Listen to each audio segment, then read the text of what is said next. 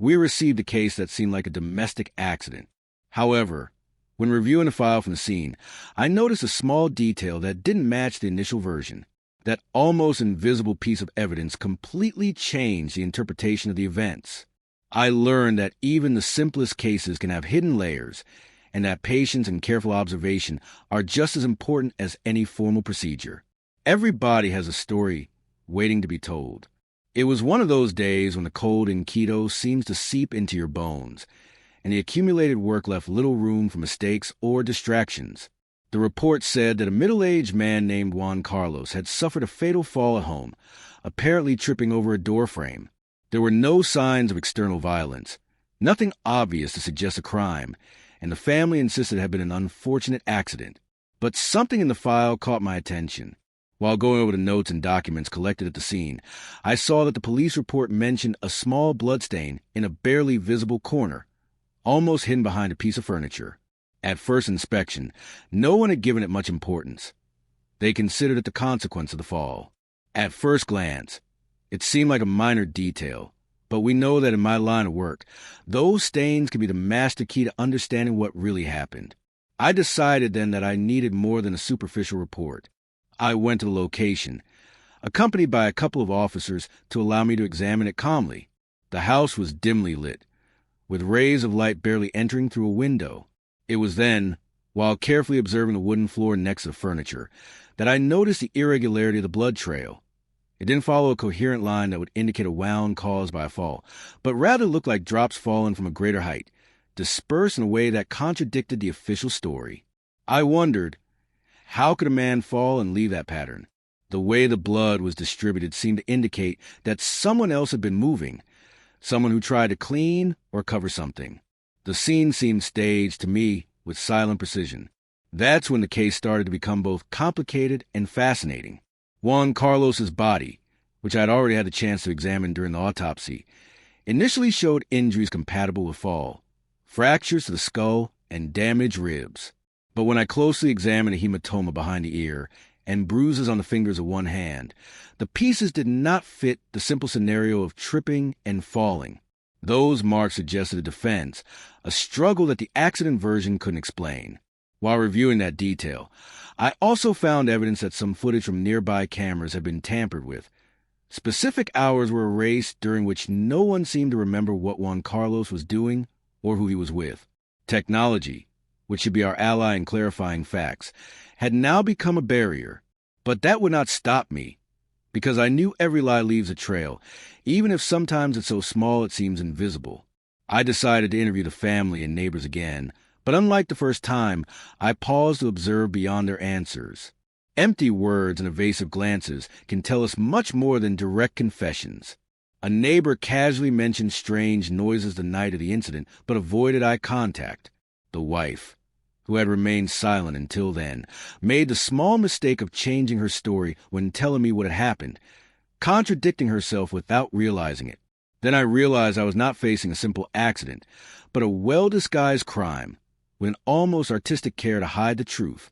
The pressure began to tighten in my chest, not because the case was more technical or dangerous, but because behind those lies were people paying a heavy price, and I had to uncover the truth so that the victims could rest in peace. With each new piece of information, I felt as if I were unraveling a very tangled skein. It wasn't a simple forensic case. It was a story of family secrets, buried resentments, and perhaps broken promises ending in tragedy.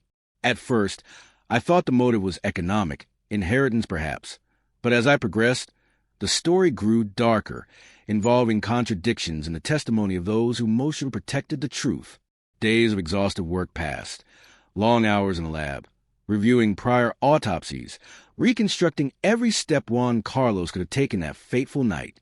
Toxicology analyses revealed the presence of a substance that impaired his reflexes, something undetectable at a glance, and that made the version of simply tripping even less credible.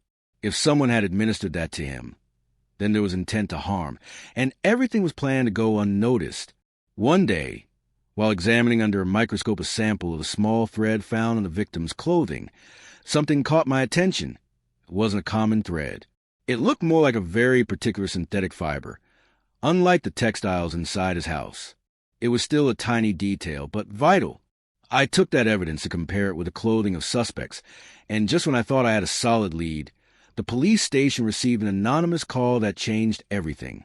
The informant, his voice trembling with fear, spoke of a dispute weeks earlier involving a close friend of Juan Carlos, someone who until then wasn't on the suspect's list. That revelation alerted the whole team. Suddenly, the dynamic changed from a static scene to a mobile one, where every new fact led to more questions and answers. We began to reconstruct the timeline of the last days and nights, carefully checking clocks, receipts, bank movements, and phone records with almost obsessive attention to leave nothing behind. And that is how I finally understood the truth behind the file that caught my attention from the start. That small detail, those stains, and that synthetic fiber were all part of a much deeper puzzle. Juan Carlos had been the victim of a plan to make it look like an accident, but the people involved made mistakes, small imperfections that only someone like me could notice. But what came next was unexpected. Just as I was ready to present my conclusions and help the authorities clarify the case, I received a phone call that chilled my blood. An indirect but clear warning suggesting that continuing my investigation could put not only my career, but also my life at risk. I couldn't believe how a simple case that seemed routine had escalated to such a level of complexity and danger. I remember that night I stayed awake until dawn, reviewing every scene, every word, every piece of evidence, wondering how far it was worth going. But in the end, I knew I couldn't take a step back, because behind every body, behind every file, there's a truth that deserves to come to light no matter the cost. And even if the path is dark and full of uncertainties, it is our duty as forensic experts to find that light. That's how I understood the delicacy of my profession and the responsibility it carries. Not only to examine bodies, but also the stories they hide. In that case, I learned that the truth, no matter how hidden or buried it seems, always seeks a way to become visible, and that we, who have the opportunity to look beyond the surface, must be patient, meticulous, and brave enough to reveal it. Every time I close my eyes and think of Juan Carlos, I don't just see a man who lost his life under unjust circumstances, but also a handful of small truths that refuse to remain silent.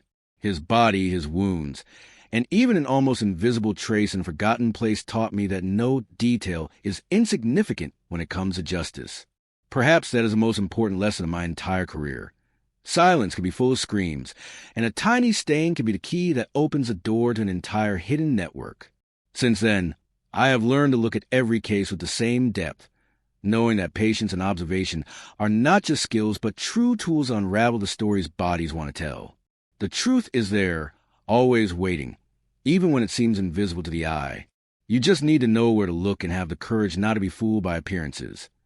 The following days were a real challenge for me, not only because the volume of information kept multiplying, but because each new piece of data seemed to open the door to an even more complex labyrinth.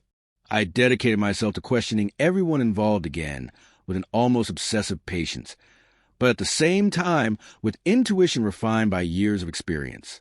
It wasn't just about listening to what they said, but about reading what they avoided saying, catching those uncomfortable silences, and the words they swallowed halfway. Juan Carlos's wife, who had seemed so serene and convinced by the accident version before, began to show signs of unease. Her answers were shorter, and on many occasions she averted her gaze, a detail that did not escape my notice. One afternoon, while reviewing security camera footage one by one, with the help of a forensic imaging technician, we noticed a strange pattern in the moments leading up to the tragedy. The cameras had recorded suspicious movements in the neighborhood, and although the faces were blurry or partially hidden, Juan Carlos's body appeared fixed in a scene that did not match the supposed accident. What put me on high alert was not only the inconsistency, but the possibility that someone had tried to manipulate these recordings to hide what really happened. I began to refine the search in phone conversations and messages. I contacted several people close to the victim, looking for that spark that would ignite the truth, and it was in the middle of this process that I came across a series of deleted messages that we managed to recover with specialized techniques.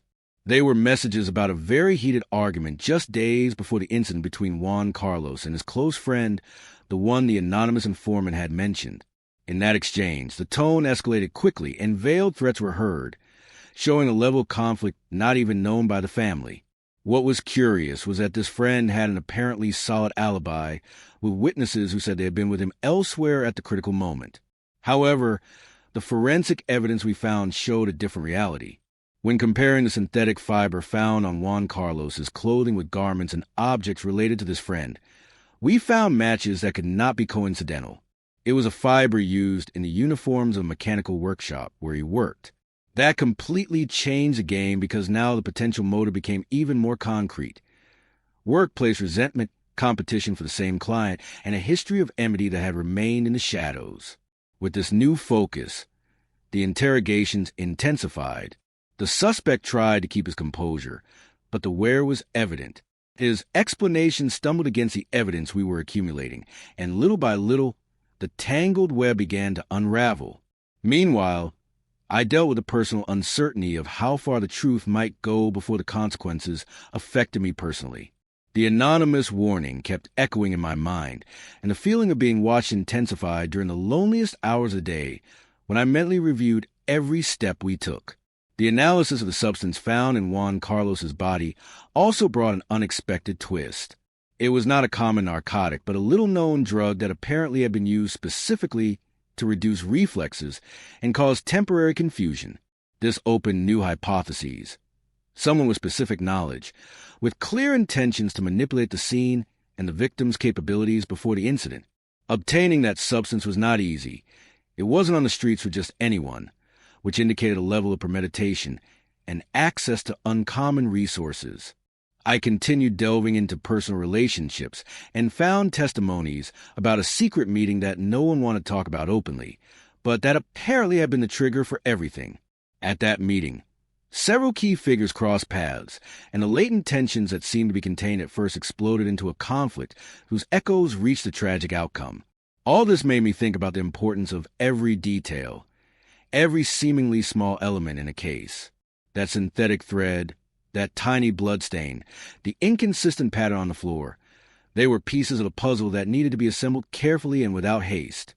That kind of work, in the shadows and without immediate recognition, is what indirectly saves lives and offers justice to those who can no longer tell their truth. One afternoon, while reviewing the autopsy report again, I noticed a detail that had gone unnoticed. The final position of the body and the direction of certain fractures did not match the mechanics of a simple fall. It was as if Juan Carlos had been struggling intensely until he was overcome, and that made me realize that the scene had not only been staged, but that the attacker had tried to manipulate the dynamics of the event, hoping no one would notice those small inconsistencies. With each discovery, the feeling that we were on the verge of something much bigger grew.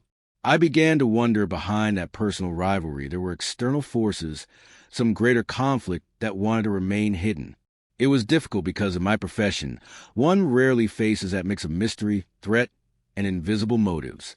Then one day, while organizing the evidence of the final report, I received an anonymous package at the office. It only contained a blurry photograph, but in it, a key moment was clearly seen. Juan Carlos holding a tense conversation with a person who, until then, had not been part of our investigation. That image was a direct blow to the heart of the case. It made me realize that no matter how much we thought we had everything under control, there were still hidden pieces we had to find. The magnifying glass was on us, and not just metaphorically. I felt that someone wanted us to give up, to not continue pursuing the truth. But my commitment to my work, to the victims, and to justice was stronger than any warning or fear. Truth dies only when those who seek it stop. For me, it was clear we could not do that. I began following up on that new person, tracing connections, and that's when I discovered a network of hidden interests, business rivalries, and old grudges that had transcended the personal to become a minefield that would take a lot of work to disarm. What at first seemed like an accident was revealed as a web woven with threads of resentment, fear, and ambition. During those weeks, every time I returned home, I carried a weight that would not leave me. It wasn't just physical exhaustion, but the awareness that, by opening each new door, I was approaching a world that I would have preferred to remain closed. However, that uncertainty only strengthened my determination. The day I presented the preliminary evidence, I noticed unusual attention in the room. Police representatives, the prosecutor, lawyers, and some family members were present. The atmosphere was one of restrained tension, as if everyone were expecting an important revelation. It was then that I made it clear that the case was not an accident, but a carefully planned crime, and that the evidence was sufficient to initiate a serious legal process. But beyond the technical aspects, I spoke to everyone about the importance of looking closely at every small detail, not being swayed by first impressions or appearances that hide much deeper stories. I told them that behind every body there is a life, an incomplete truth waiting to be discovered, and that this commitment must guide our work as forensic experts. Once, someone asked me if I ever felt tormented by knowing all these painful truths. And the answer is yes. Each case leaves me with an invisible scar, a memory that settles in my mind. But it also gives me the certainty that there is no justice without truth, and that being patient, observant, and brave is the only way to honor those who have suffered beyond imagination. Today, as I tell you this, I know that Juan Carlos's case changed me forever. Not only because it was one of the most complex I have faced, but because it taught me the true value of humility in the search for truth. Sometimes the smallest details trigger the biggest answers, and that is a lesson I carry with me in every investigation, in every body I study, in every story someone hopes someone else will hear. This case reaffirmed to me that the truth can be hidden in a forgotten file, behind a tiny stain, or in an almost invisible thread, and that the true forensic art is knowing how to find them and give them voice despite the shadows that want to hide them. Because that truth saves not only the victims, but also those of us who fight for justice to prevail, regardless of the cost. Never underestimate the power of patience and meticulous observation.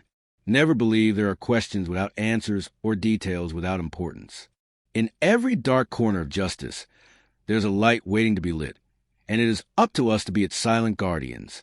When I think of Juan Carlos, I know I fulfill my duty by listening to that body, with its wounds and silences, and that although the road has been difficult, every step was worth it because the truth not only frees, it also transforms. What came next was a true test of endurance and mental stamina. With each new clue that appeared, the web of complicity and lies grew denser, and the feeling that someone was pulling the strings behind the scenes became more palpable. But paradoxically, those difficulties were what pushed me not to let my guard down, to dig even deeper into what seemed intangible.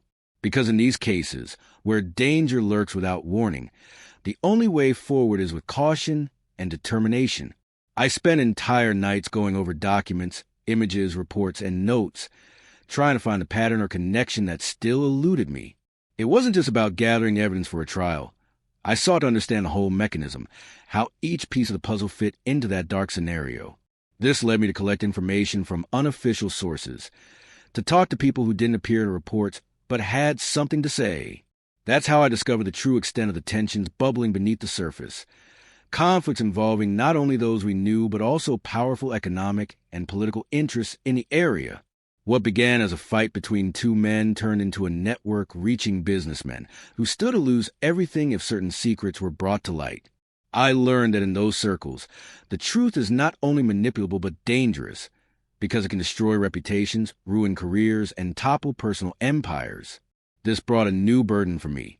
I had to be alert not only to the case itself, but also to those power plays moving in the shadows, jeopardizing not just justice but my own safety. The anonymous package had been just a sign. Later, I received anonymous emails suggesting that someone was watching my moves and that there could be consequences if I kept pushing forward. I couldn't know who was behind those threats or what limits they were willing to cross to stop us, but fear, far from paralyzing me, made me even more cautious and meticulous.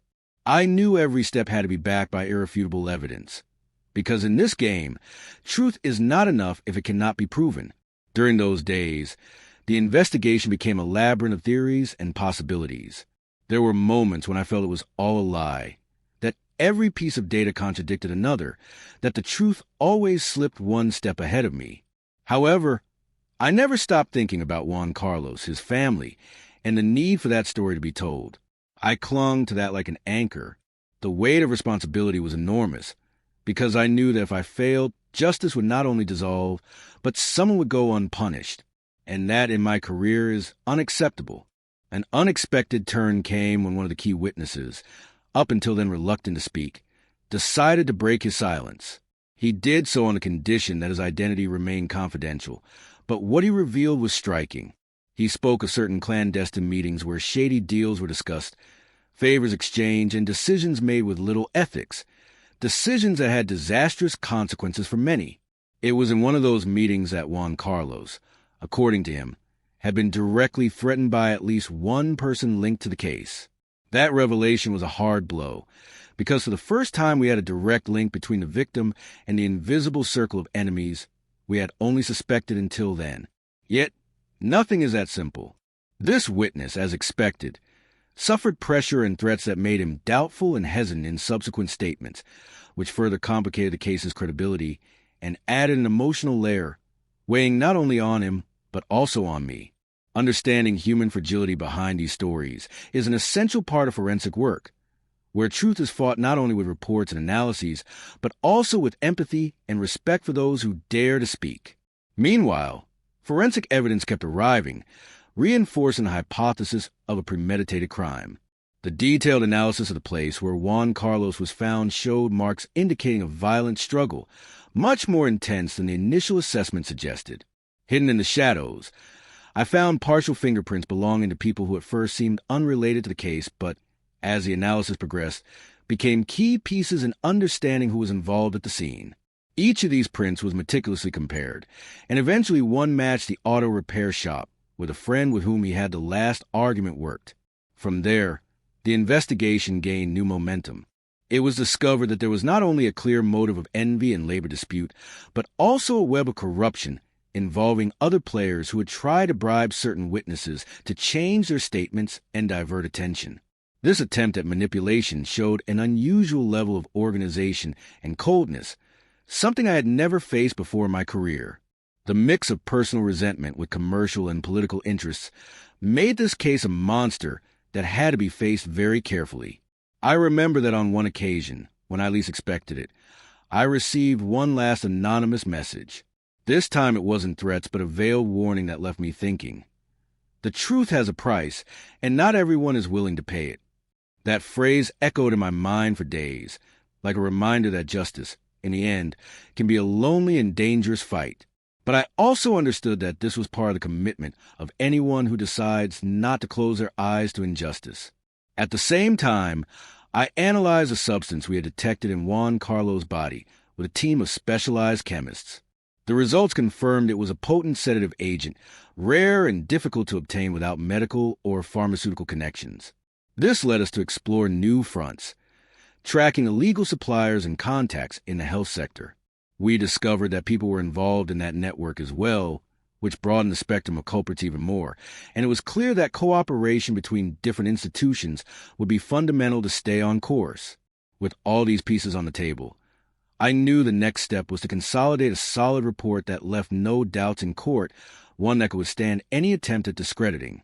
But not only that, I also had to protect those who had collaborated, safeguard the integrity of the process, and ensure that the truth could at last come to light without being silenced. The day of the preliminary hearing was approaching, along with the weight of expectations.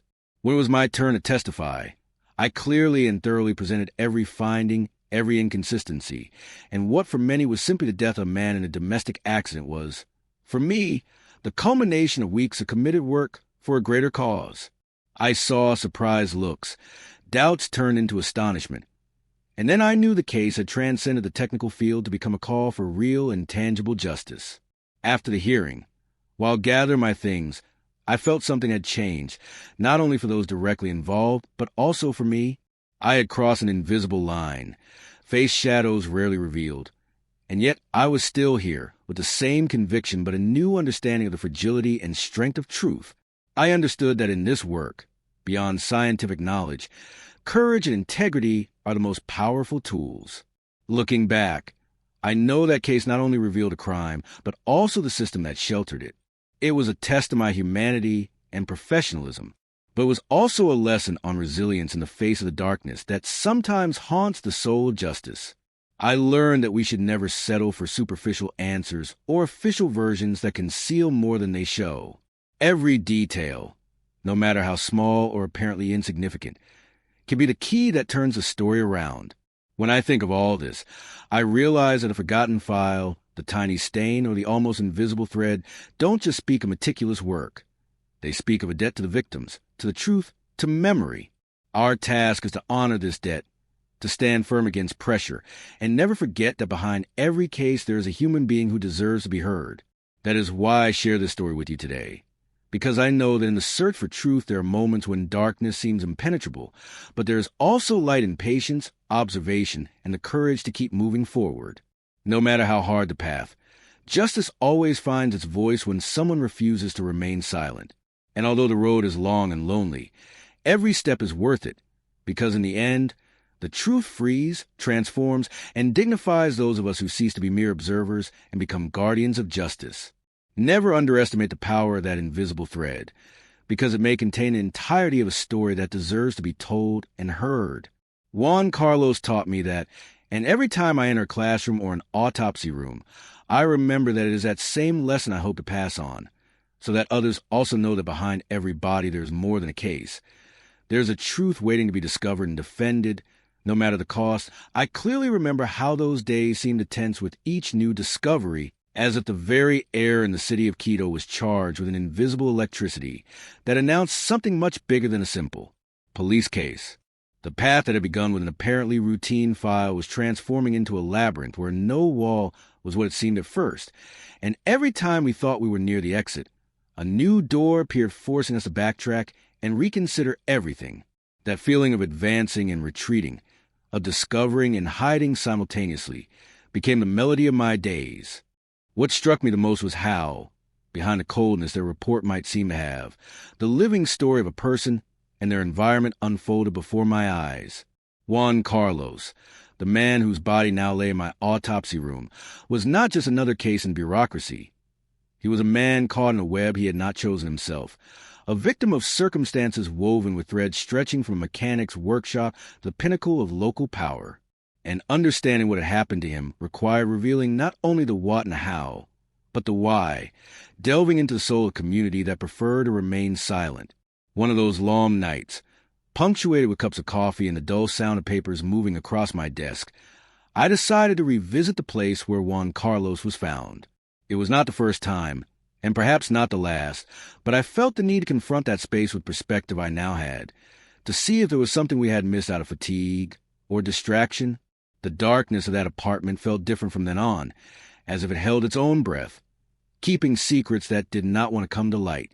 It was then that, upon illuminating a nearly invisible corner behind a piece of furniture, I discovered small fibers, almost invisible to an inexperienced eye, but that under the microscope revealed a particular combination of synthetic materials uncommon in casual clothing. That seemingly trivial clue marked the beginning of a connection no one had noticed until that moment. I followed it up and learned that those fibers matched the type of uniform used exclusively by a private security company operating in the area. Curiously, that company had been hired by one of the businessmen involved in the shady dealings mentioned by that anonymous witness. This discovery reopened a door that illuminated only part of the panorama, but it was enough to incorporate new lines of investigation. I began speaking with some members of that company's staff, always careful not to reveal too much, but seeking to understand their relationship with Juan Carlos or someone close to him. The response was not only evasive, but further complicated the plot. There was a man, a security guard who, according to some confused testimonies, had been seen near the mechanic's workshop on several occasions in the days prior to the incident. The consistency in the accounts of various witnesses, although sometimes fragmented and contradictory, outlined a network of surveillance and control that went beyond the ordinary. It seemed someone had been following Juan Carlos's movements, as if watching his every step, even observing his most routine interactions. This not only confirmed the hypothesis of premeditation, but also spoke of an organization open to intimidation, where the lines between killers and accomplices blurred. Without a doubt, that reality hit me hard. Working in forensic medicine exposes you to death and pain, but in this case also to politics, to the fear hidden behind facades, and the consequences that telling the truth can entail. A truth that resonates not only in the evidence, but in evasive glances, half-words, and silences heavier than any testimony. Then, an unexpected call came to my mobile phone that dawn. It was an unknown number. The voice on the other side was low and distorted by an electronic filter. "Dr. Rivas, watch your steps. There are people who won't stop at anything to keep this truth from coming to light. It warned me before cutting the communication. That moment, as cold as a blow, reminded me I was in dangerous territory, but at the same time strengthened my commitment. I knew I could not give in to pressure. Every threat was one more reason to move forward and not lower my guard. Aware of this, I redoubled security measures, keeping my movements discreet and protecting confidential contacts from prying eyes. At the same time, we continued with the forensic analysis of clues, trying to build a coherent narrative that left no room for manipulated interpretations. Every report submitted had to be precise and forceful. The justice we saw could not depend on chance or luck, but on scientific rigor and unbreakable integrity. As the puzzle came together, new characters emerged in the story, some unexpected, and others whose shadows we had glimpsed before. On one hand, there was a doctor who had attended to Juan Carlos days before the incident. She confirmed that the sedative substance found in the body was not an officially prescribed medication, but a tampered product, probably obtained through irregular contacts. This not only pointed again to complicity within the healthcare system, but also broadened the circle of possible accomplices.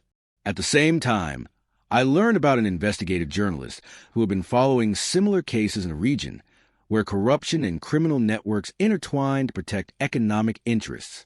Thanks to her work, we gained access to documents linking suspicious contracts, financial transfers, and repeated patterns of intimidation against those denouncing irregularities. That collaboration was key to understanding that Juan Carlos's case was not isolated, but part of a bigger phenomenon quietly harming society. The pressure in the environment grew, and the fear that something might happen to the witnesses or even to myself became more palpable. Despite this, the conviction that the truth had to shine remained firm. There were moments when the solitude of the work felt immense. No one shared the sleepless nights reviewing reports, nor the doubts that stormed my mind when a piece of data didn't fit. But the greatest strength came from the human commitment, the desire for families like Juan Carlos's to have peace and justice, even if it was one step at a time. Finally, the decisive moment came when the accumulated evidence allowed us to unravel the entire network, showing how a chain of individuals, from workers to high-profile businessmen, had conspired to hide the truth and protect their own interests. The forensic work was a guiding thread that supported every unknown, the beacon illuminating the shadows many wanted to bury forever. When testifying in court, sharing step by step the precise analysis of each piece of evidence, I felt I was not only presenting scientific data, but was the voice that had been seeking justice for Juan Carlos, and for all those who, like him, had been caught in unfair circumstances for years. The truth in that room was not just a technical demonstration. It was an act of courage and respect for the humanity that each case represents. Saving that truth involved risks, bitter lessons, and a fierce resistance against those who try to silence it. But above all, it reminded me that behind every body, every file, there's a valuable story that deserves the unbreakable commitment of those of us who choose this profession. There lies the essence of forensic work. Not to minimize, not to forget, not to let darkness win. Because in the end, justice is reached not only with evidence, but with the courage to keep searching until the last piece of the puzzle finds its place. And so, as I close this chapter, the lesson remains alive and clear. No matter how deeply hidden the secret, how complex the circumstances, or how many hands want to bury it, the truth has a power that transcends obstacles. Sometimes it comes in an almost invisible thread, a tiny stain, or a trembling statement. But when allowed to flow freely, it reveals a whole world that changes our perspective and repairs, at least a little, the damage caused. Juan Carlos and all those who had no voice can now rest, because their truth was heard and defended with the integrity and humanity they deserve. And that, for me, is the greatest reward and the commitment that stays alive every time I resume my work in the tireless pursuit of justice. What came next was not a simple sequence of events, but a series of intertwined threads that, as I pulled on one, seemed to tug at others, revealing a tangle so complicated that each step forward felt both like a move toward the light and a race against the shadow. That combination of clarity and darkness was what kept my pulse racing during my shifts. There were moments when the certainty one believes they have unraveled in seconds, and everything turned into quicksand. One afternoon, while reviewing once again the forensic reports and testimonies we had gathered, a new detail appeared on the scene. A strange text message on Juan Carlos's cell phone, recovered carefully and key by IT forensic experts. It was a short message, almost a digital whisper, but with content that seemed like a coordinate or a code. Meeting at the warehouse, 9 p.m., confirm. No clear clue led us directly to that place, since there were many warehouses, and that city and its neighborhoods had countless hidden corners. But that clue was too valuable to ignore. That's when I decided to organize a visit to one of the industrial spaces on the outskirts, an abandoned site that, according to other cross-reference information, had been used for clandestine meetings or even to store materials involved in investigations beyond public reach. Discreetly accompanied by a couple trusted agents, we crossed narrow corridors, surrounded by walls covering graffiti that seemed to convey a message much more urgent and chaotic than anyone could understand at first glance. As we toured the place, my heart pounded, not only because of the weight of what we were looking for, but also due to a persistent feeling of stepping into a hornet's nest. Although there was no palpable threat at that moment, the tension felt like an invisible cloak. The investigation had ceased to be merely a technical exercise. It had become a personal challenge. That abandoned space was a symbol of how truth can be hidden in the dustiest and most forgotten places, and also how it can be concealed in the corners of society's soul that prefers to look the other way. On the ground near a rusty metal structure, I found something peculiar, a small wooden box, freshly painted, that seemed out of place amid destruction and abandonment. Inside, there were crossed-out documents, partial photographs, and notes where the names of some important people were half erased, as if someone had tried unsuccessfully to hide them. Among those papers, one particularly caught my attention. A bank receipt with substantial amount, dated just 2 days before Juan Carlos's accident, issued by a company whose connection to network involving corrupt businessmen had not been clear until then. That discovery threw us directly into a hidden financial network, where money moved quickly and discreetly, serving to pay for services, bribes, and arranged silences. But money also spoke. It made visible the covert relationships that allowed certain players to act with impunity, while others, like Juan Carlos, ended up being expendable pieces on a board few understood fully. I couldn't help but think of Juan Carlos's family, of his face, which I had seen in official photos, and of the broken words of his children when they tried to say something, always with stutters of pain and resentment. How many times must they have felt that justice was beyond their reach? One becomes a forensic specialist not only to understand bodies, but to give voice to those invisible pains, to witness something beyond mere technical examination. When the evidence speaks, it also speaks for those who cannot. But just as we began to hold a clearer picture, an unexpected twist appeared. A wrong lead, contaminated evidence, or a witness withholding part of the truth to protect their own interest, which again froze the progress. It was a hard blow for the team because, after weeks of intense work, that step back seemed like a failure. However, experience taught that in the search for truth, a stumble is not defeat, but an indication to double the attention, to watch even more closely the accuracy of everything processed. During that period of uncertainty, I came across a detail that initially seemed insignificant but rekindled a flame of hope.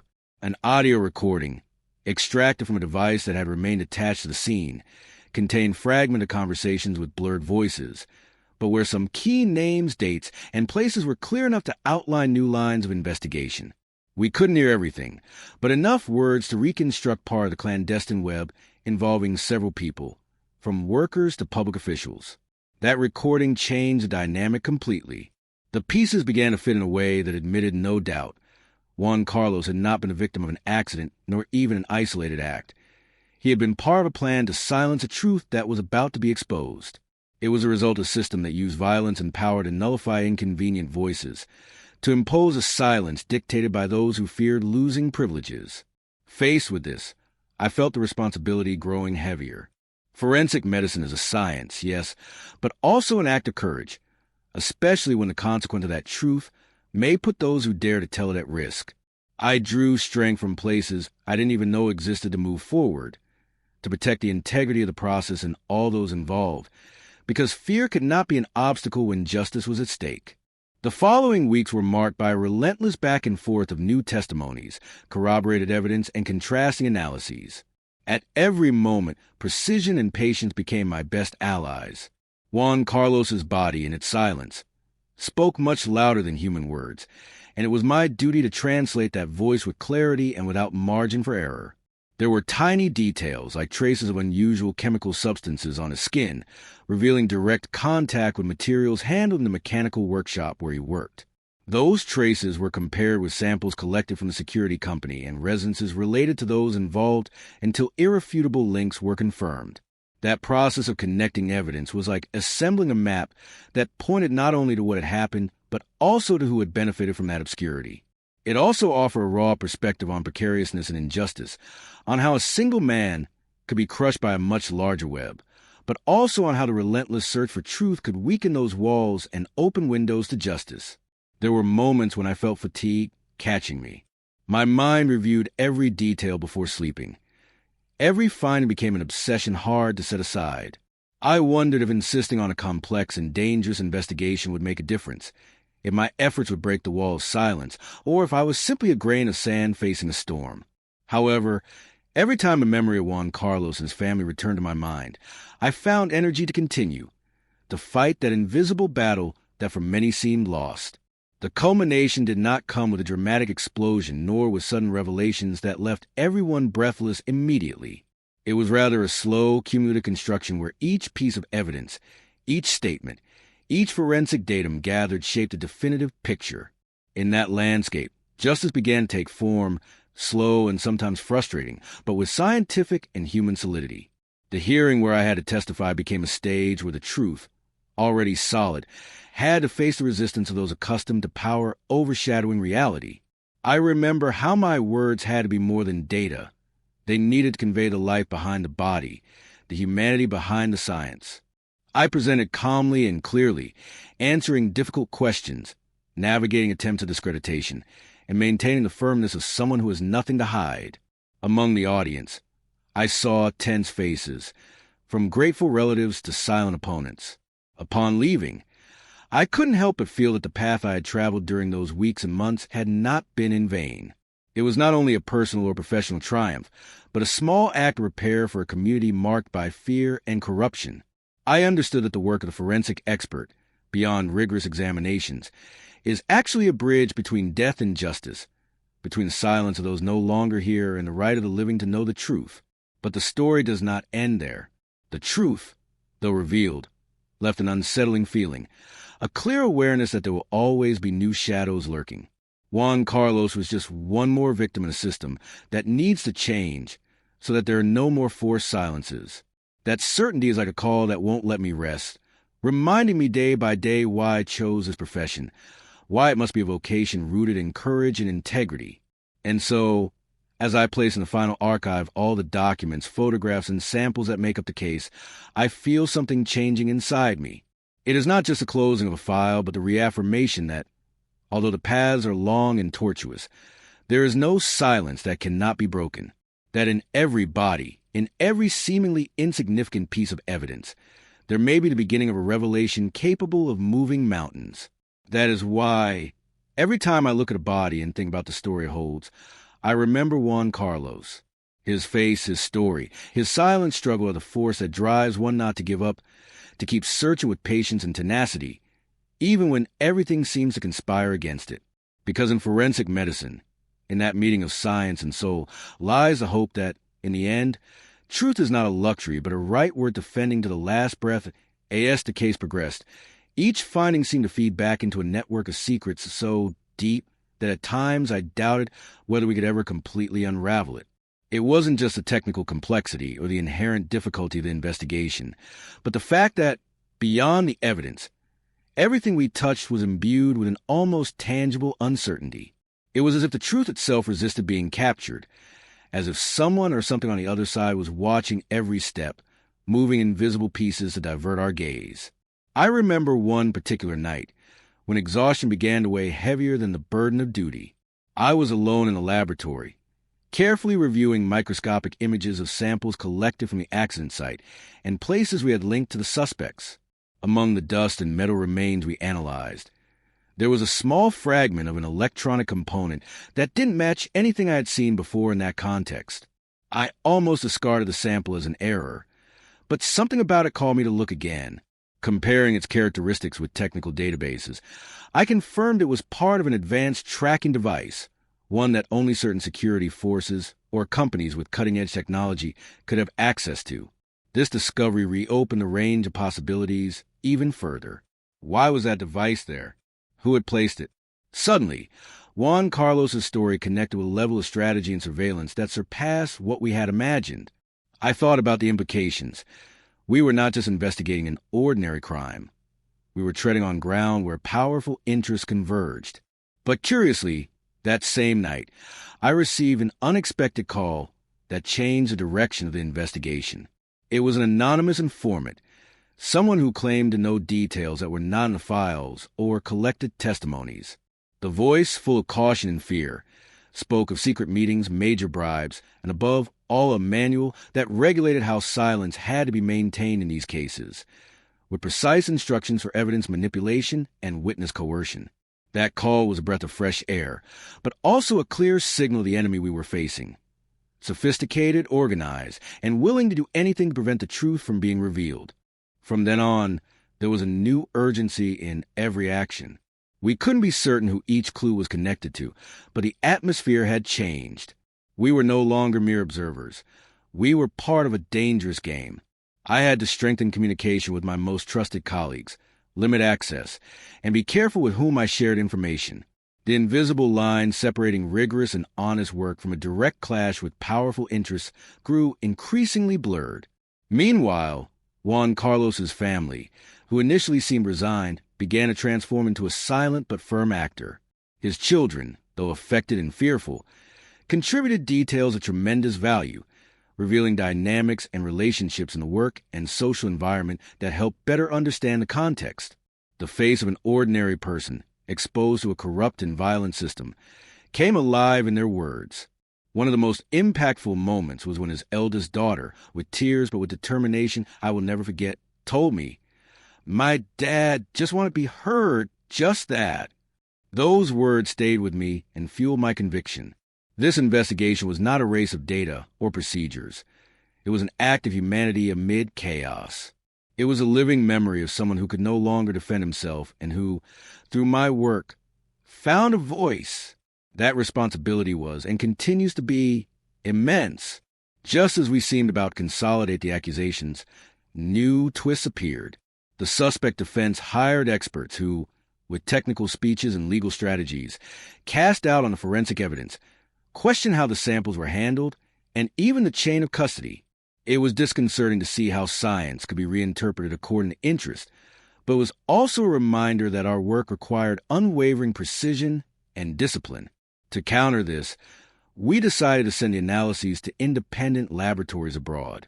Their experts in toxicology, biochemistry, and forensic techniques confirmed that the manipulations at the scene were clear and that the substances found in Juan Carlos's body could not be explained as part of a common accident. This support strengthened our position and gave us the strength to continue. But it wasn't all plans and strategies. Deep down, each of us felt profound weariness, a mix of frustration and hope. Sometimes, during low moments, I talked with colleagues about what we carried. We shared stories of cases where old impunity structures managed to bury the truth forever. However, with this case, there was something different. The internal conviction that we had detected a crack in that wall. A crack that, although small, could be the beginning of a transformation. On an especially cold night, while reviewing old notes, I stopped at a document we hadn't paid enough attention to, a log of phone calls exchanged between Juan Carlos and a person named L. Following that lead, we discovered that L was a woman linked to independent media. The clue was crucial. She could be the link that revealed how information might reach the public. It also confirmed that there were not only hidden forces willing to silence, but also brave hands trying to expose the truth.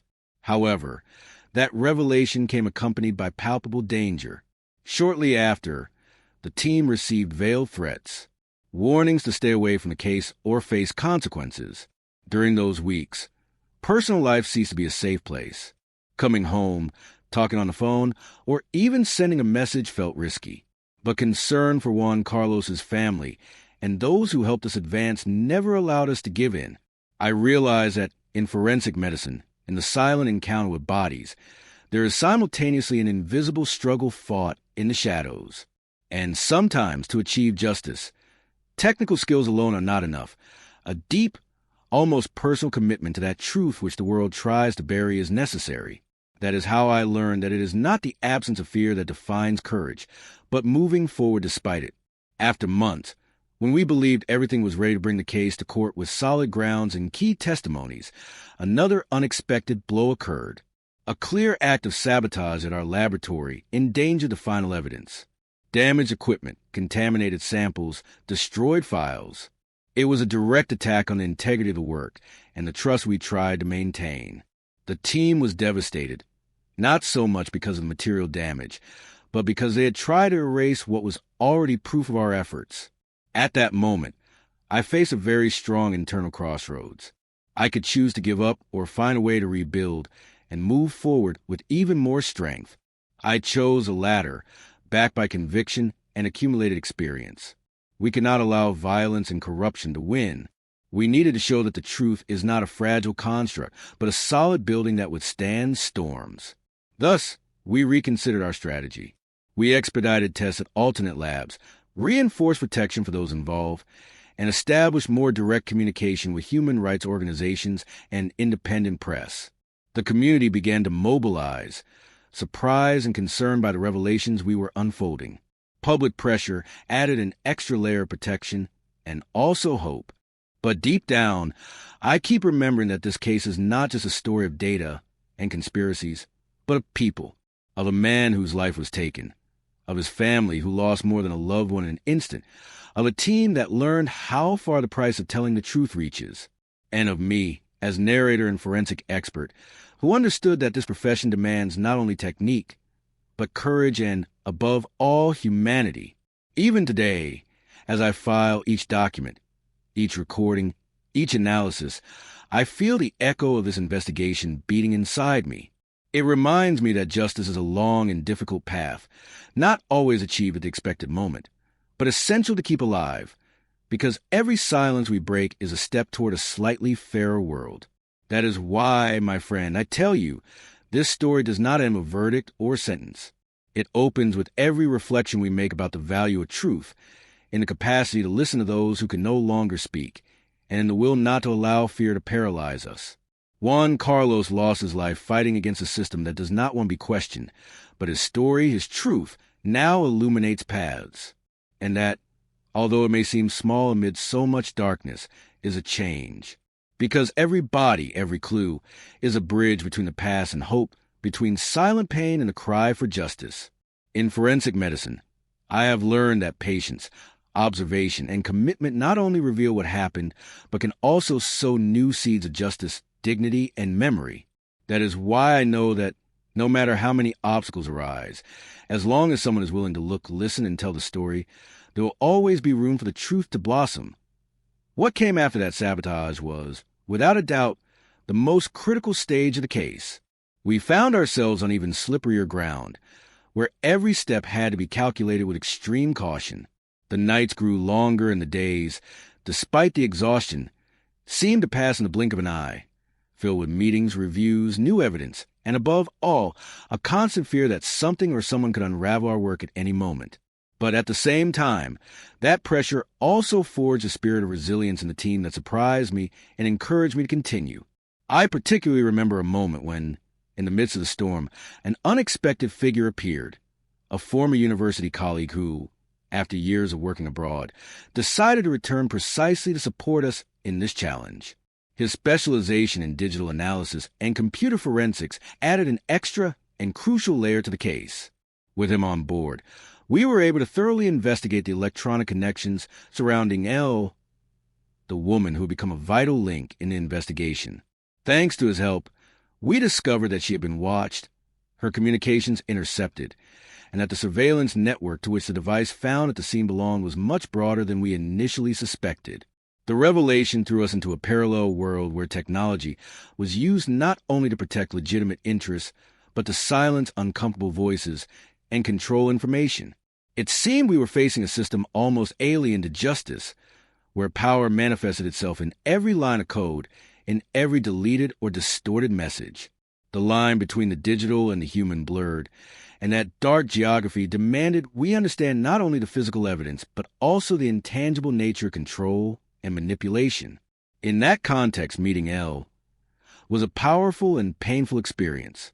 She spoke with the caution of someone who has lived under a permanent shadow, but also with the determination of someone who knows her truth can open a door for others. She shared chilling details about how they had tried to silence her, threats that forced her to move, and the constant fear that invisible forces would find her. However, her collaboration was essential to connect the dots that seemed scattered and fragmented in the puzzle. One of the most unsettling aspects was discovering that Juan Carlos, that ordinary person who had gone to his work like any other day, had already begun to be targeted by these practices long before his death. According to Elle, he had detected irregularities in his work environment, had gathered evidence that made powerful sectors uncomfortable, and what looked like an accident was actually a way of removing someone who was starting to question a corrupt system. His death, then, ceased to be an isolated event and became a symbol of resistance and a warning to those who might follow in his footsteps. That truth was still dangerous, and we felt that each new discovery brought us closer to a precipice. Uncertainty, fear, and the risk of manipulation were present at every moment. But at the same time, Juan Carlos' story had sparked a flame in the community.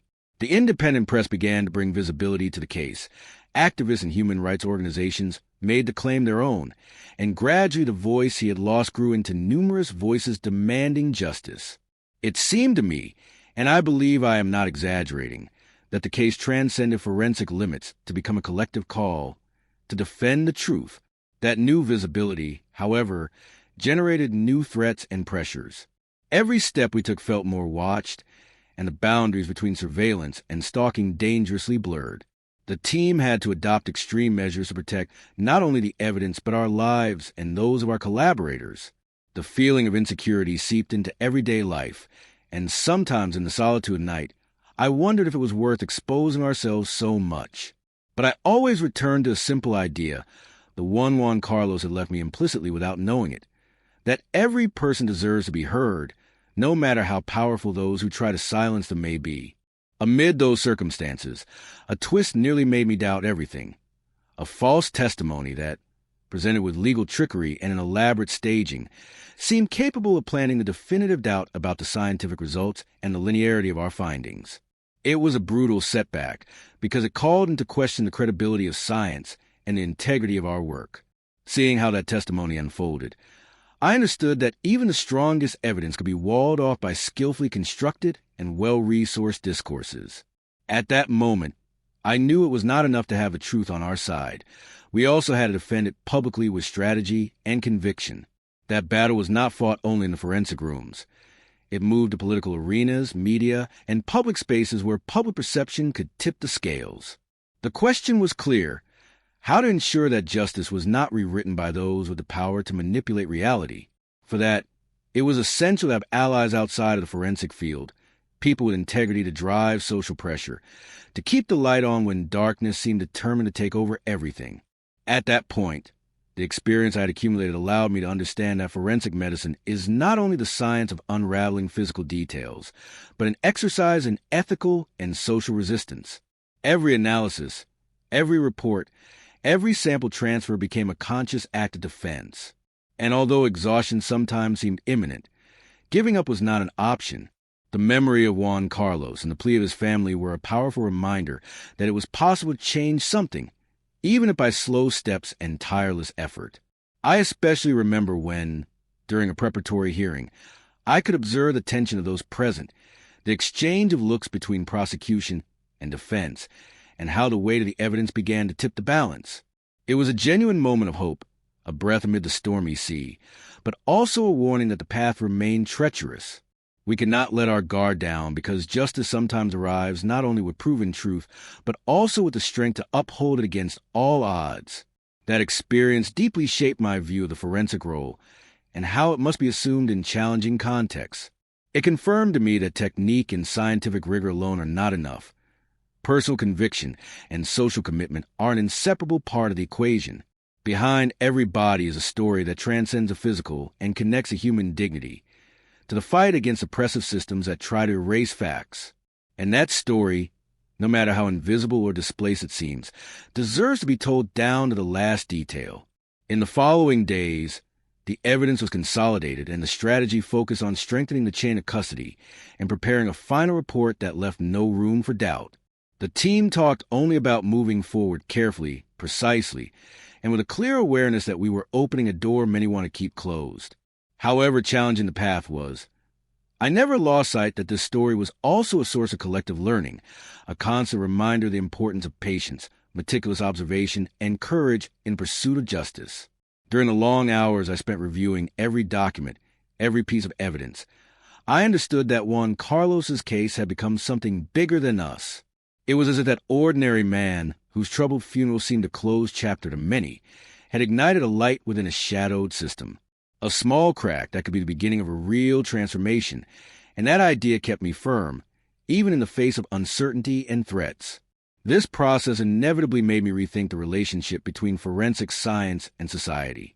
How, at times, the body becomes a stage for power and silence. How minimal evidence, seemingly insignificant at first glance, can change the course of an entire investigation, and how human courage is always behind every technical analysis. These are difficult lessons, marked by frustration, but also deep hope. Now, talking to you, I can say that this experience marked a before and after my career in my life. I learned that commitment to the truth is not always comfortable or safe, but it is indispensable. Justice takes many forms, and one of the most powerful is the one that springs from the patient, honest, and brave work of those who silently decide not to let anyone be forgotten.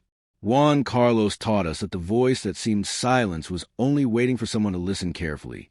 And so, while the trial continues and the story keeps unfolding, I know that no matter how many obstacles arise, the truth has the strength of experience, perseverance, and above all, the profound sense of justice that goes beyond books or laws.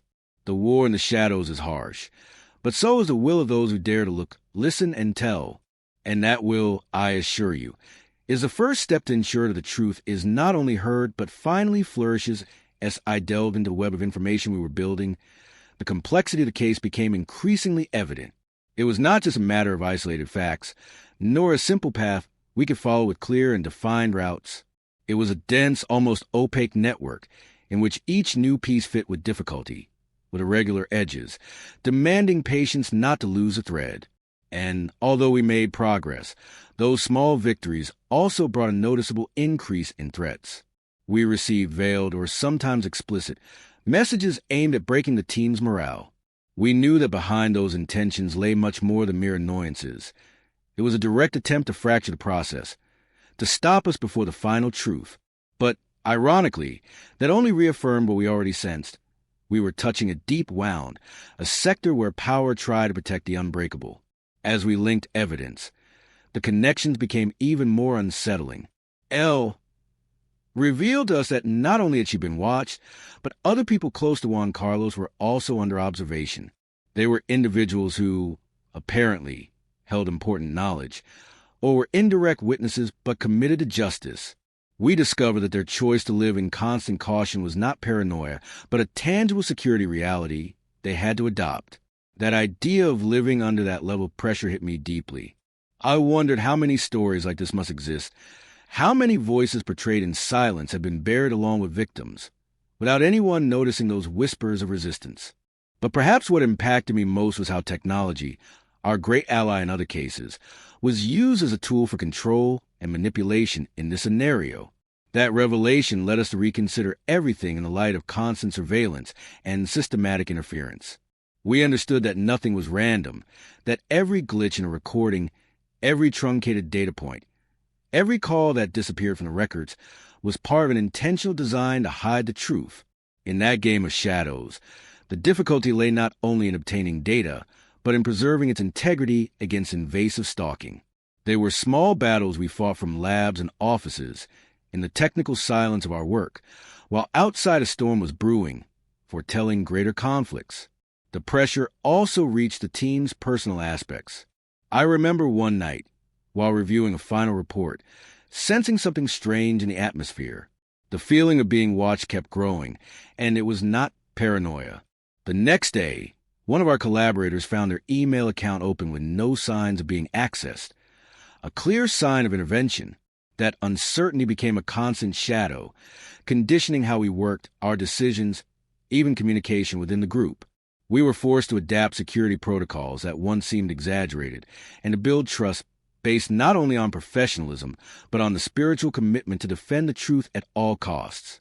Amid that atmosphere, an unexpected twist came from an accidental discovery that proved key to our progress. While reviewing old documents, an almost invisible clue caught my attention.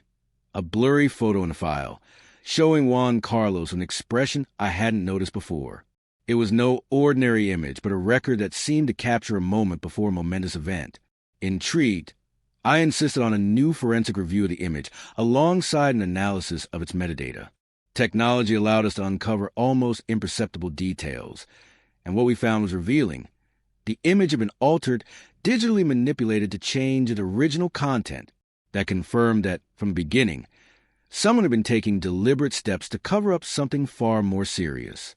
With that evidence in hand, we understood that the case had a political dimension far beyond any accident or labor conflict.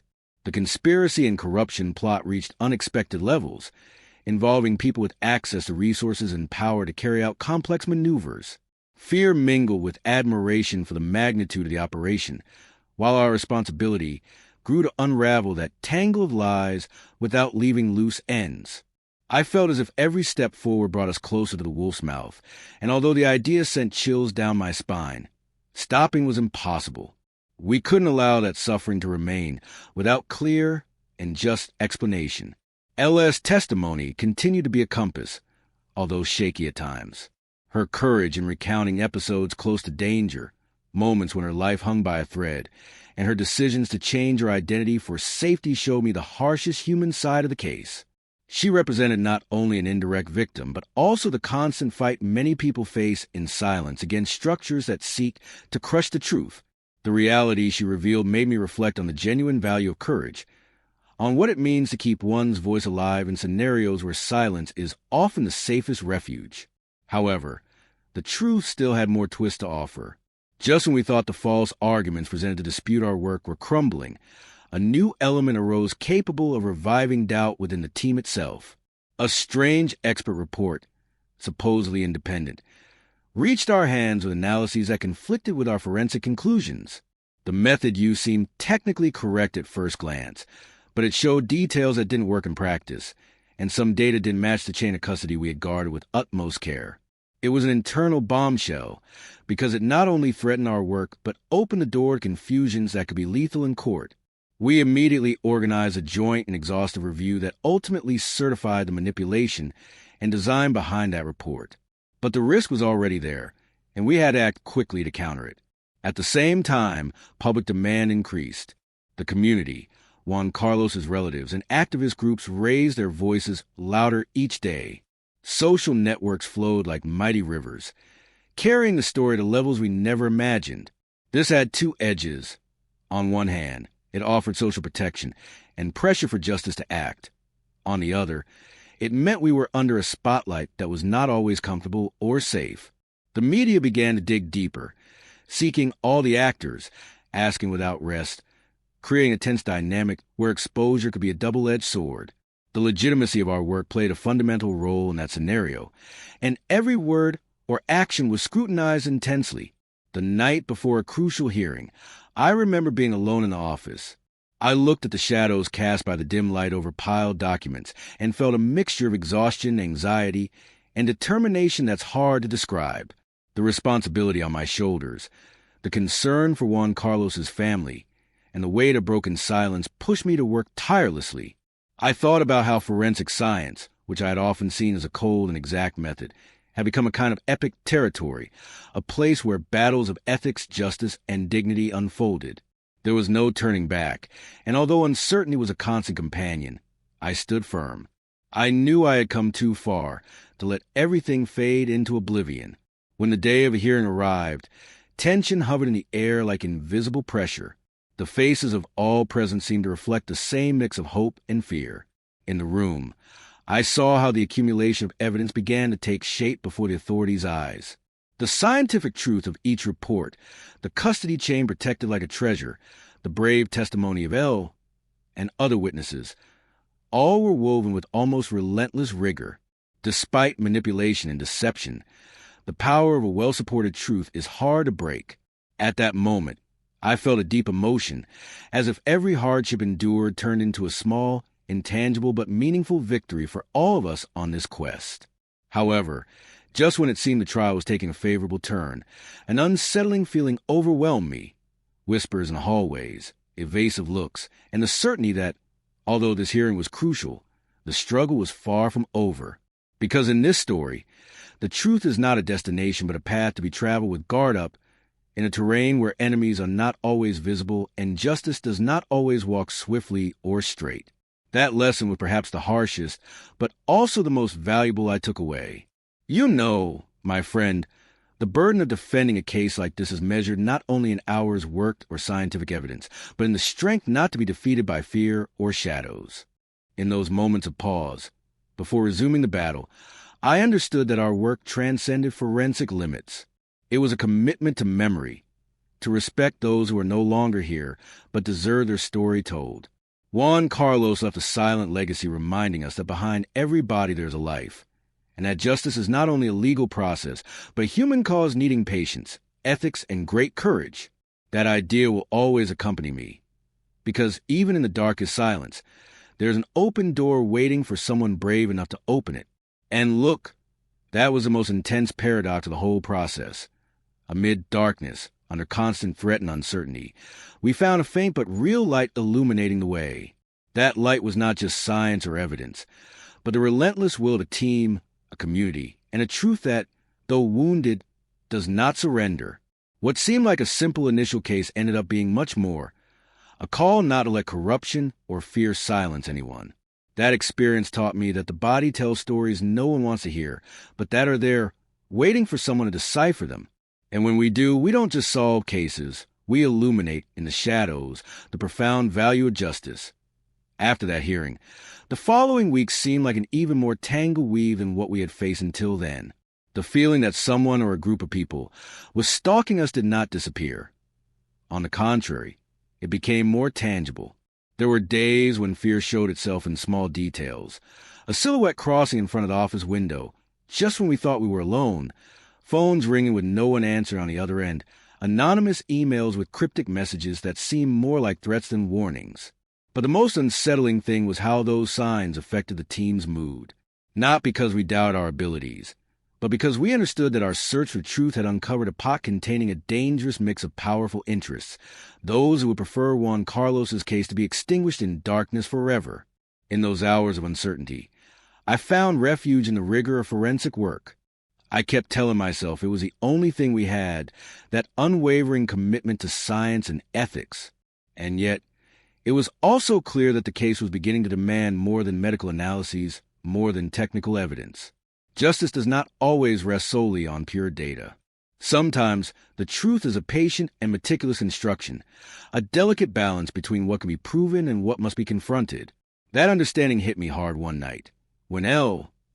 told me, in a voice barely louder than a whisper, how she had learned that someone within the system was trying to leak information to manipulate witnesses and distort our work. Betrayal, I thought, is always the most painful battle. The hardest part was delivering this news to the team. Some of our collaborators, strong in spirit, felt the blow like a dagger. We knew the threat was not only external. The case had penetrated spaces where justice and transparency were supposed to reign. We found ourselves at the painful crossroads of deciding whom we could trust, which led us to increasingly restrict internal communication channels.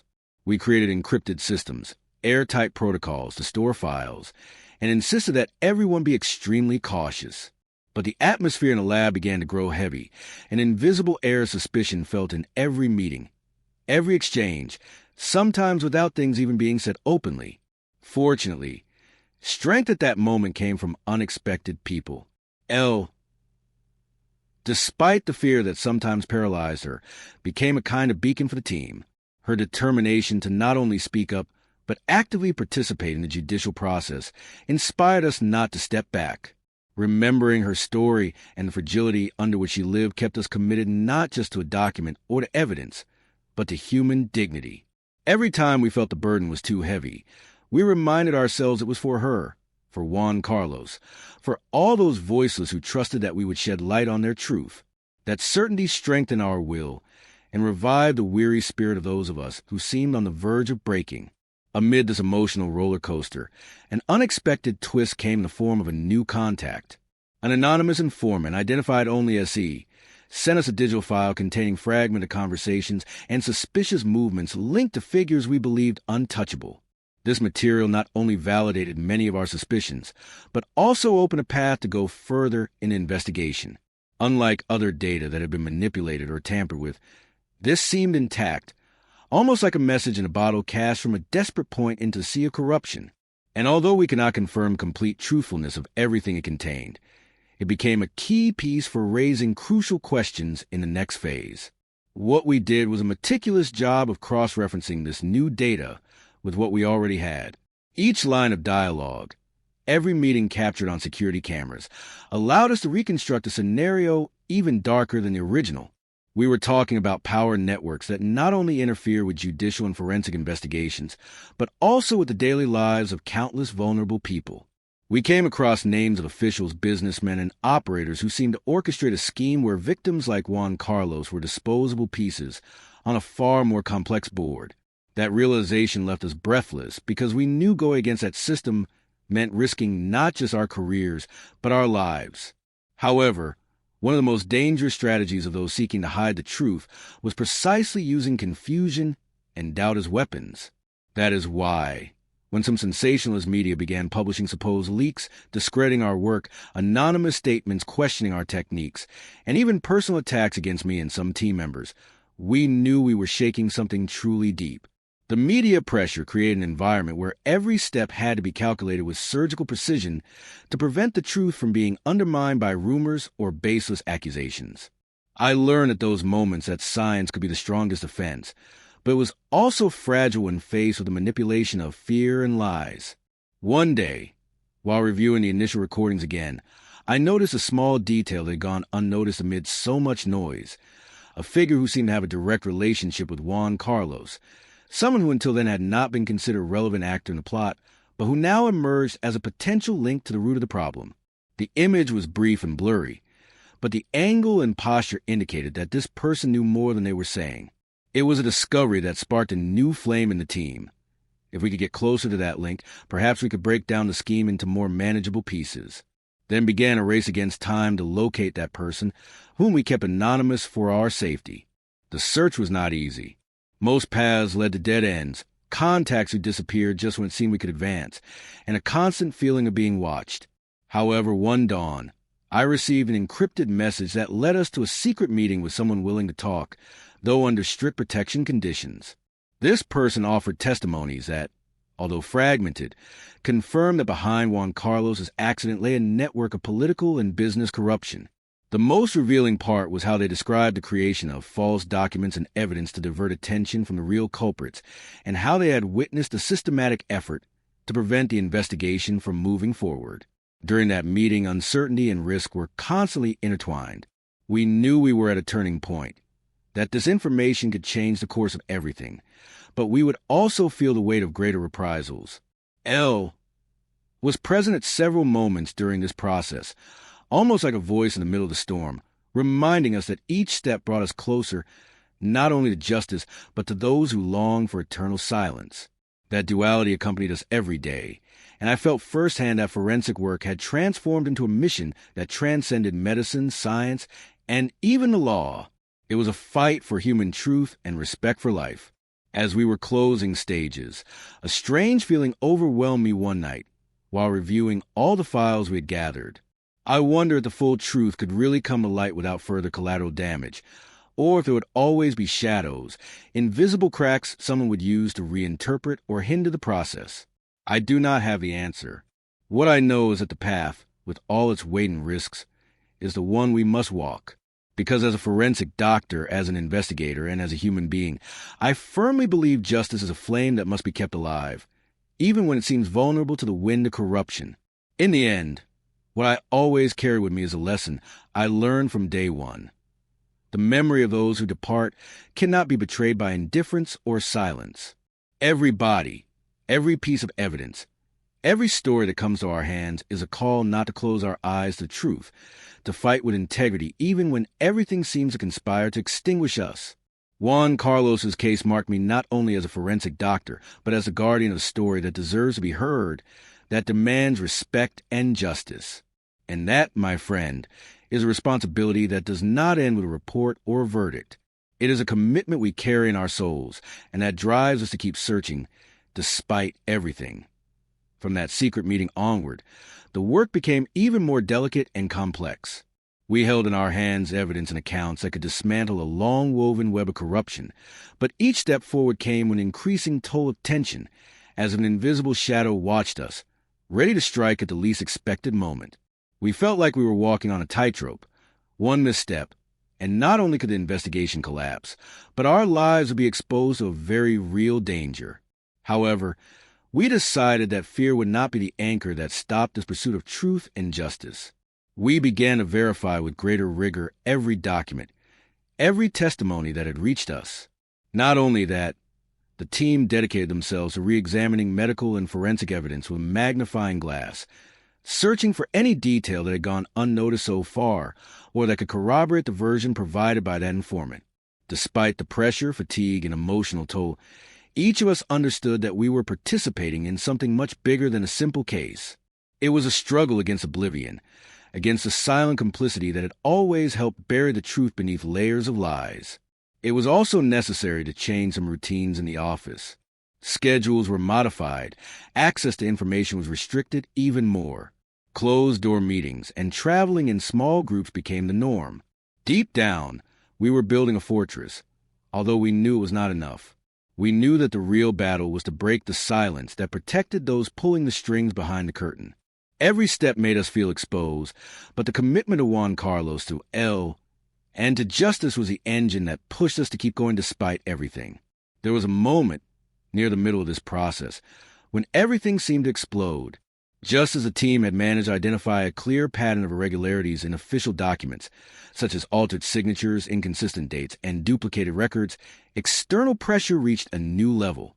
The laboratory was subjected to an unexpected visit from inspectors accompanied by representatives from various media outlets seeking to publicly discredit us, arguing that our conclusions were biased and unfounded. The message was clear. They sought to sow doubt, undermine confidence in our work, and therefore in the truthfulness of the case. But far from demoralizing us, that attack made us even stronger. I remember that day with unnerving clarity. The way each person kept calm, the determination reflected in their eyes, and how we turned that assault into an opportunity to reinforce our arguments. We prepared a thorough report, supported by concrete evidence, in which we detailed every finding. Additionally, we requested that the investigation be conducted under external supervision to ensure transparency. We knew breathing again amid that storm wouldn't be easy, but we stood firm. The battle, although tough, strengthened our commitment. But what ultimately gave the case a decisive turn was not just the documentary evidence or the team's support. It was an unexpected, difficult, and courageous testimony that came through contact with another informant who until then had remained behind the scenes. This individual, whose name I will keep protected for their safety, provided details that allowed us to understand how and why Juan Carlos was trapped in that fatal snare. He recounted how, from positions of power, a systematic attack had been orchestrated to silence him due to his knowledge of illegal activities directly affecting commercial and political interests. This revelation led us to rethink not only the chronology of events, but also the way the official version of the accident had been constructed. The testimony included specific data about clandestine meetings, covert threats, and the deliberate fabrication of false evidence. Integrating that information into a body of evidence was like connecting pieces of a puzzle that until then had seemed disconnected. Everything was beginning to make sense. The accident was no longer an isolated event, but the visible tip of an iceberg hiding deep structures of abuse of power and institutional corruption. For the first time, I felt that our work was about to cross a historic threshold, and with it, both the possibilities for justice and the risks for the team would grow. In the following days, the investigation became a race against despair and constant surveillance. We implemented new security measures, further strengthened confidentiality protocols, and diversified the transmission of key information to avoid sabotage. The feeling of being pursued became more palpable, and sometimes, when night fell and only the echo of my breathing remained in the office, the pressure seemed so overwhelming that it became a tangible presence. But the certainty that we were doing the right thing, that every examination, every analysis, every statement brought justice closer to Juan Carlos, and all those who suffered the consequences of that corrupt web from the shadows, kept me standing. The team was also a constant source of inspiration. Through endless conversations, coffee, and shared vulnerability, we managed to build a kind of collective resistance. We learned to support each other in moments of weakness, to celebrate small victories without losing sight of the immense challenge ahead. The story of Elle, which always accompanied us, became a guiding light. We could not allow injustice to silence her. That human commitment encouraged us to continue, despite the fatigue and constant uncertainty. It was amid this tense atmosphere that a crucial moment arrived. We managed to gain restricted access to even more protected files, located in institutions linked to politics and businesses around us. There, among financial data, encrypted conversations, and administrative records, we discovered conclusive evidence directly linking high-ranking officials and businessmen to the machinery of evidence manipulation and cover-up. This finding left us breathless. It confirmed that, far from an isolated case, we were facing a system carefully designed to protect those who use power to safeguard their interests regardless of the collateral damage. But with this revelation came the weight of responsibility. Now we were bearers of a secret that could shake the foundations of entire institutions. Concern for the team's security intensified, and we decided to strategically plan the safest way to present this information to justice and society. Here I understood that our work, although inevitably tied to forensic science, also depended on careful management of how and when to reveal the truth. Amid all this, I had a frank conversation with Elle. She shared with me her fear, but also her hope. She told me silence was not an option, that standing idly by was equivalent to an open betrayal of Juan Carlos's memory and the dignity every person deserves when facing death. It was a conversation that moved me deeply and reaffirmed the importance of our mission, not only as scientists but as defenders of justice and humanity. The path toward resolving the case was neither easy nor linear. We had to face legal obstacles, attempt to sabotage the investigation, and the constant threat of being discredited. Even so, we relied on conviction that truth, no matter how hidden, had to emerge. Every sacrifice, every sleepless dawn, every small progress became a step toward true justice, the kind that cannot be bought or sold. And so, while the darkness seemed to grow thicker, we found flickers of light that kept hope alive. What began as a domestic accident, a simple file, was transformed into a powerful story of struggle against abuse, impunity, and silence. It led us to understand that our role as forensic experts transcends the technical. We are guardians of stories that deserve to be told, that demand commitment, courage, and absolute respect for the truth. When we finally saw justice beginning to move, the pieces of the puzzle aligning, and Juan Carlos's case no longer able to be ignored or minimized, I felt a profound mixture of relief and renewed responsibility. I knew we had won a battle, but not the war. Corruption does not disappear with a single report or a judicial sentence. Yet every step taken was an affirmation that, although the road is tortuous and the enemy hidden, truth has its strength. Today, looking back, I understand that this case changed me forever. It taught me that patience and medical precision are indispensable but insufficient without the courage and unity of the team and community. That behind every body there is a story we cannot allow to remain buried, and that our commitment as forensic experts is to fight, so that it is heard even when the wind blows against us. Justice is not a final destination, but a continuous journey, a flame we must protect so that it never goes out. This is how, dear friend, I walked one of the most difficult paths of my career. How I learned that in the deepest darkness a more powerful light can emerge. The shared truth, the courage of those of us who decide not to give up. And although this chapter has come to an end, I know I will remain here, alongside my team, ready to face whatever comes, because every story deserves to be told and every memory honored. That is a legacy I carry and a responsibility I will never stop embracing. The days that followed that discovery plunged us into a whirlwind where every moment seemed to combine urgency with the suspense of the unknown. There were times when the weight was so heavy that we felt the very ground beneath our feet might give way. But in that fragility we grew.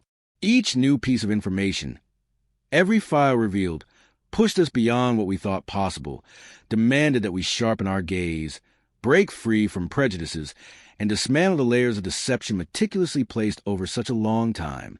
It was in that setting that we began to understand that we were not only after the truth about Juan Carlos, but facing a broader canvas, one that portrayed a system rotting from its core, with names attached to every shadow. I remember nights when the work seemed endless. The office became both a refuge and a trench at the same time. The lowlights illuminated documents showing subtle but devastating alterations, as if some fraud artisan had used a fine brush to disturb justice.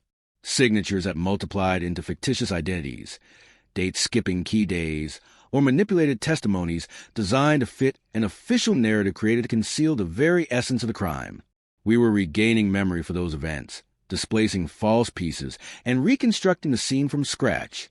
But this reconstruction also revealed an uncomfortable truth. We were not as invisible as we believed. The surveillance was not just a feeling. We knew it when an unknown car began to lurk near our homes, or when anonymous messages warned with veiled insinuations. There was no time to falter. The threat made us aware of the fragility of our security, and every step we took required more caution, more discretion, more trust in the team. The sleepless nights were no longer just because of the work, but because of the uncertainty of what could happen if we failed. The challenge was not only technical or legal, but ethical and emotional. Every time we reviewed a report or listened to a witness, we felt the responsibility not only to uncover the truth, but to protect it, to honor the dignity of those who, like Juan Carlos, had paid with their lives, and of those who, like El, lived in constant fear, with a hope that seemed fragile but was ultimately the only thing keeping the fight alive. That human connection was a true driving force that sustained us when everything seemed to fall apart. And then, just when it seemed we had hit rock bottom, when our strength was waning between despair and impossibility, another twist appeared that strengthened our cause. In a confidential exchange, we received a hidden copy of recordings documenting key meetings where strategies were discussed to manipulate the truth, to stop the investigation, and to silence uncomfortable voices. Those files confirmed we were not facing an accident, but a smart and ruthless conspiracy. It was a moment that reinforced in us the conviction that knowledge is power, and that information, freed from the shadows, can become an unstoppable weapon. The process of analyzing those recordings was slow and careful, fearing at every moment to be intercepted or suffer sabotage. That is why we met in isolated spaces, away from the usual routine, to decipher every word, every pause, every suggestion. We could leave no room for doubt. While doing so, however, we observed how some faces in the close environment began to change, how looks that once questioned us were now filled with respect and even fear. The truth began to unbalance those who had woven this web of lies for years. The days became an invisible countdown. We knew that although we were making progress, the moment to expose everything could come at any instant, and the reaction could be as brutal as it was calculated. But we were ready, with the final report almost ready, with the conviction that our evidence would leave no room for doubt. We prepared to take that decisive step. It was then that I decided to call a closed-door meeting, not only with my team, but also with some external allies, to plan a common strategy that would ensure justice could not be silenced or overshadowed. In that meeting, the tension was palpable, but so was the hope. We talked about the risks, yes, but above all we talked about the importance of resisting, protecting one another, and standing firm against the approaching storm. It was a conversation that reminded me, more strongly than ever, that we were not alone, that truth has a multiplying power, that shared truths create an unbreakable fabric, and that although the path is dark and treacherous, the light that comes from honesty has a value that transcends any threat. In the following weeks, we coordinated a series of actions that would allow us to present the case without endangering the team's integrity or LS safety.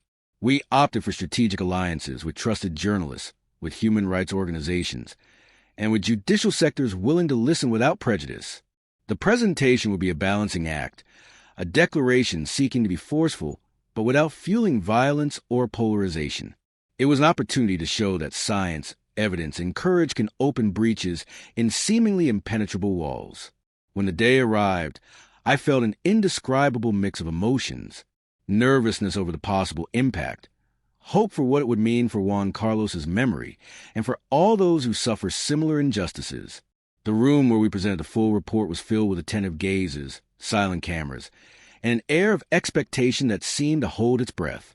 We presented every detail, every inconsistency, every testimony, and little by little we dismantled the official version with precision and respect. As the hours passed and responses came in, I realized we had managed to touch a sensitive nerve. The reaction wasn't only from those wanting to hide the truth, but also from those who needed to believe that justice still made sense. The echoes of that presentation went far beyond our expectations, opening spaces to rename justice, to rethink systems, and so that cases like Juan Carlos's would not be simply forgotten statistics. However, closing this chapter did not mean total relief or the end of uncertainty. Rather, it was the beginning of a new and complex journey, one in which defending the truth will require vigilance, perseverance, and commitment, because corruption is not eradicated with a single complaint, nor is memory preserved without constant effort. It became clear to me that, as a forensic specialist, the impact of our work goes beyond the laboratory and reports. We touch lives, give voice to those who can no longer speak, and build bridges between pain and hope. As I tell you this, my friend, I know the true story does not end here. What began as a domestic accident and forgotten file was actually an open door to an uncomfortable and necessary truth. A truth that reveals itself only to those willing to look beyond the obvious, to listen patiently, and to resist against all odds. More than a case, this experience was a life lesson, an invitation for all of us not to accept darkness without first trying to light a flame. Thus, with steady eyes and an open heart, I continue walking alongside my team, because I know that every body that comes into our hands carries secrets that deserve to be unearthed, stories that must not be silenced. Our mission does not end with a report or a verdict. It is a call for eternal justice, a promise we renew every day. And although the shadow of corruption is long, we know that truth, when embraced with courage, can never be completely silenced. That is the light I now carry with me, even on the darkest nights.